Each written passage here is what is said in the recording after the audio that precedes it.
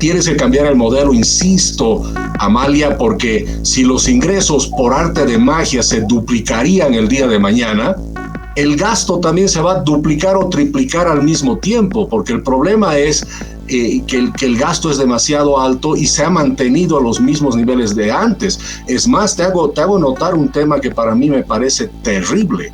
Por ejemplo, para el 2024 se ha presupuestado en ingresos tributarios, sin tomar el tema del IDH, el IHD, que son impuestos especiales, pero los impuestos que pagamos tú, yo, nuestras empresas, utilidades, IVAs, RSIVAs, ITFs, etcétera, etcétera, se ha programado 45,000 millones de bolivianos de ingresos.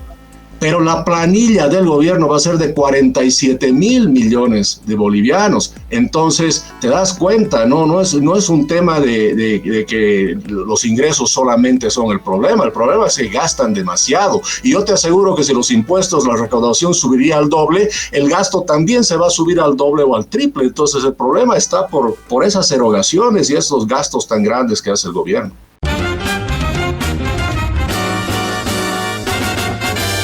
Esto es Cabildeo Digital.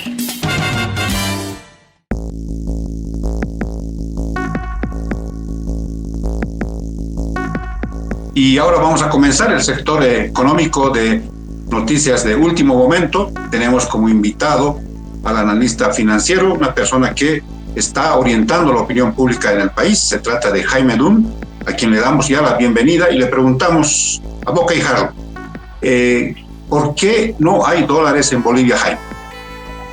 Mira, Edwin, la razón por la que no hay dólares, lo hemos sabido siempre desde hace mucho tiempo, es básicamente dos componentes, siendo el principal el primero, que es el extremo gasto que tiene el gobierno. Este modelo económico, social, comunitario, productivo, es un modelo que se basa en el gasto público principalmente para poder crecer, incluyendo el alto consumo, especialmente por parte del gobierno. Entonces, eso ha hecho que vayamos pues dilapidando las reservas en el tiempo. Las reservas internacionales de más de 15,000 millones de dólares han llegado un poquito más de 1,700 millones de dólares. Porque ese gasto también va acompañado por una reducción de ingresos muy grande. Entonces, este modelo, la verdad, Edwin, nació con una fecha de expiración, porque es un modelo que captura excedentes y los redistribuye, no genera excedentes. Esto es lo que pasa cuando tienes un modelo económico que va por la redistribución de riqueza, si queremos ponerlo de manera más precisa, ¿no es cierto? No genera riqueza, redistribuye la poca riqueza que hay y al final termina redistribuyendo más pobreza. Por eso todos los países con esta onda del socialismo del siglo XXI se caracterizan por hacer exactamente lo mismo y todos terminan en exactamente el mismo punto: sin recursos, sin ingresos, con gastos muy altos y adicionalmente con una moneda totalmente devaluada. Jaime, si el gobierno en un ataque de austeridad redujera a la mitad, supongamos, los empleados públicos, que es uno de los ítems que más gastos absorbe, dejaría de invertir en las locuras que hace de plantas que nunca dan excedentes, en fin, eso no haría aparecer los dólares, Jaime. Así el gobierno redujera sus gastos, no aparecerían los dólares. Bueno, en realidad lo que pasa, Amalia, es que el gobierno está consumiendo dólares. Ellos son los que más consumen. El Banco Central, no te olvides que le está prestando constantemente dinero al Tesoro. ¿Para qué? Para que el Tesoro pueda gastar todo lo que necesita de acuerdo al plan de gobierno. Entonces, sí, la reducción de gasto va a tener un impacto en que el gobierno va a utilizar menos dólares, porque el Banco Central tiene que vender los dólares o tiene que vender el oro para poder conseguir los bolivianos y prestarle al gobierno, porque el gobierno necesita a los bolivianos para su gasto corriente, especialmente, y su inversión pública. Pero por el otro lado, dentro del gasto, no te olvides también que tienes la importación de combustibles y las subvenciones, que son otros gastos. Ahora, reduciendo la planilla, evidentemente, tiene que ser una de varias acciones que se tienen que tomar. Es más, yo te diría, ni siquiera tienes que empezar con la mitad de los empleados, ¿no? Porque hay muchos que están en el sector salud, el sector educación, policía, etcétera, etcétera, pero puedes hacer una reducción de por lo menos un 20-30%, ya te significaría $2,000 millones más o menos de ahorro, ¿no es cierto?, anual para el gobierno. Entonces, la reducción de gasto principalmente va a ser que los dólares empiezan a aparecer de nuevo. Tal vez en gasto el tema es la subvención. Perdón. Tal vez en materia de gasto el tema es la subvención de gasolina, pero ¿qué hay de los ingresos, Jaime? Por supuesto, los ingresos también tienen que incrementarse, es importante que se haga, pero estamos en una situación que todos los ingresos que podría haber tenido el gobierno ya no los puede tener. Estamos atrasados, como hemos escuchado muchas veces, en la exploración de hidrocarburos. Eso ya queda aplazado para mucho tiempo, para por lo menos 5 años que hay que esperar si se empieza hoy día a acelerar las exploraciones, 5 a 7 años. El litio no funciona, entonces hay que cambiar el modelo para buscar el crecimiento. Por eso digo, lo que tenemos que hacer es ir por el lado ya no de gasto y consumo solamente, sino de inversión, especialmente inversión privada, y por supuesto exportaciones es fundamental. Este gobierno es enemigo de los exportadores privados. Los exportadores privados son los que pueden ayudar a solucionar gran parte del problema. Entonces, pero sin embargo hay que tener claro que tienes que cambiar el modelo, insisto, Amalia, porque si los ingresos por arte de magia se duplicarían el día de mañana, el gasto también se va a duplicar o triplicar al mismo tiempo, porque el problema es que el gasto es demasiado alto y se ha mantenido a los mismos niveles de antes. Es más, te hago notar un tema que para mí me parece terrible. Por ejemplo, para el 2024 se ha presupuestado en ingresos tributarios, sin tomar el tema del IDH, el IHD, que son impuestos especiales, pero los impuestos que pagamos tú, yo, nuestras empresas, utilidades, IVAs, RSIVAs, ITFs, etcétera, etcétera, se ha programado 45,000 millones de bolivianos de ingresos.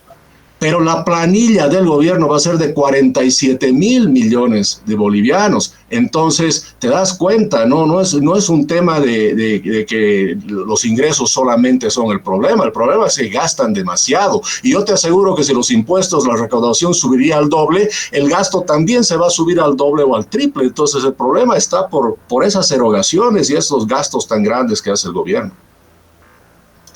Increíble, Jaime.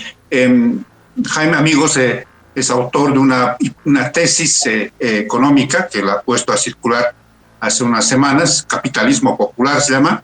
Vamos a tener una entrevista más a fondo, Jaime, para que nos expliques tu propuesta económica. Ahora, quisiera preguntarte rapidito, Asoban le ha dicho al Banco Central, devuélvanos los dólares que les hemos entregado en garantía. ¿Tú crees que ocurra eso si es que el gobierno es el principal gastador de dólares? Mira, no va a suceder obviamente en el mediano y corto plazo si no se cambian las cosas. Y a mí me parece muy bien que Asoban de una vez el sistema de intermediación financiera, con todo el cuidado que siempre tiene, se pronuncia al respecto. Es más, algunas personas habíamos nosotros denunciado hace más de un año que el Banco Central, en mi opinión, en realidad, ha secuestrado los dólares, no de los bancos necesariamente, Edwin, sino de los bolivianos, porque al final de cuentas la plata que tienen los bancos es plata, dólares de los ciudadanos bolivianos. Y te comento qué es lo que ha sucedido para que la gente entienda, porque ayer he estado recibiendo muchas llamadas y comentarios de la gente que no entiende de qué se trata todo esto. Pues resulta que los bancos mantienen en el Banco Central unos fondos que garantizan. Hay uno que se llama el CETEBIS, por ejemplo, que es el más importante, con casi 15,000 millones de bolivianos en dólares, y estos recursos se mantienen en el Banco Central para garantizar el crédito productivo, el crédito de vivienda social, y al mismo tiempo tienes otros 2 o 3 fondos que suman más o menos unos 2.800 millones de dólares. Pero la operación se ha hecho de la siguiente manera. se ha hecho en realidad lo que se llama un swap o intercambio de divisas, donde el Banco Central, necesitando los dólares, y esto ya viene hace más de un año atrás, casi 2 años atrás, el Banco Central le dijo a los bancos: miren, señores bancos, les hago una propuesta. Ustedes me dan sus dólares y yo a cambio le entrego bolivianos a ustedes a través de este swap, de este intercambio de divisas, le entrego bolivianos a una tasa del 0%. Y ustedes pueden utilizar esos bolivianos para dar préstamos, y por eso es que se mantuvieron las tasas, especialmente en el crédito productivo y vivienda social, con tasas bajas, aún debajo del 6%, que es el techo. Entonces, los bancos usaron esos bolivianos, y el acuerdo del intercambio dice que cuando tú necesites tus dólares de regreso, le devuelves los bolivianos al Banco Central y el Banco Central te devuelve los dólares. Entonces, ¿qué ha sucedido? Los bancos, algunos han empezado ya hace más de un año atrás a revertir el swap y han recibido sus dólares de regreso, y de pronto el Banco Central ha empezado a decir: un momentito, ahora me tienes que dar preaviso, necesito tiempo, ya no es como hemos acordado. Empezó a cambiar las reglas del juego, y justamente a diciembre del 2022, enero del 2023, el Banco Central les dice: señores, ahora si ustedes quieren la devolución de sus dólares, lo siento mucho, solamente el tema es en bolivianos, ¿no? Entonces ha habido una confiscación, para ponerlo claro, de los dólares de los bancos, pero en realidad de los ciudadanos bolivianos, porque son los dólares que hemos nosotros depositado en los bancos. Entonces, cuando al banco le dices: dame mis dólares, el banco obviamente te dice: no tengo, porque los tiene el Banco Central. Claro. Increíble. Amalia, ¿tienes alguna consulta o ya cerramos la entrevista? No, muchas gracias, Jaime, por la explicación. Será hasta la próxima. Gracias, Amalia. Un abrazo, Jaime. Un abrazo. Un abrazo grande. Chao.